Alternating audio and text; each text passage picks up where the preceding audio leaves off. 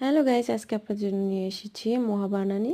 তো এইটা হচ্ছে মোহা বানানি বলে সবাই, মানে ডাবের যে কচি শাঁসটা থাকে সেইটা দিয়েই হচ্ছে এটা বানানো হয়।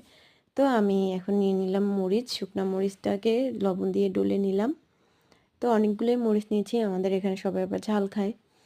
তো বাসায় প্রায় অনেকেই ঝাল খায়, তো একটু লবণ দিয়ে নিয়েছি, তারপর চিনি দিয়ে নিয়েছি। তো এখন সুন্দর করে এটাকে মথে নিব। তো নেওয়ার পরে এর ভেতরে তেঁতুল দিয়ে দিয়েছি। তেঁতুলটা হচ্ছে পুরনো তেঁতুল, যার কারণে একটু পানি দিয়ে দিয়ে মানে এটাকে ডলে ডলে নিচ্ছি, কারণ না হলে এটা হয়ে যাবে। আর এটা এখন পানি দেওয়ার পরে এটা গলে গেছে, এখন এটাকে মাখায় নেব সবগুলো। এখানে অনেকগুলো মোয়া, তো কারণ অনেকেই খাবে। তো এখন একটু সরিষার তেল দিয়ে নিলাম। তো এইটা খুবই টেস্টি, ইয়াম্মি হয়, খুবই মজা, আমার খুবই পছন্দের। অনেক দিন ধরেই খাবো খাবো করে আর খাওয়া হয়নি, তো আজকে ফাইনালি খেয়েই ফেললাম।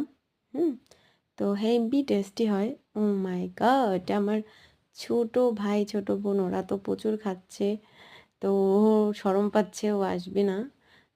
মানে বলতেছে না না আমি আসবো না। তো তারপর ওকে আমি একটু দেখাই নিলাম। তো গাইস, কেমন হলো? আল্লাহ হাফেজ।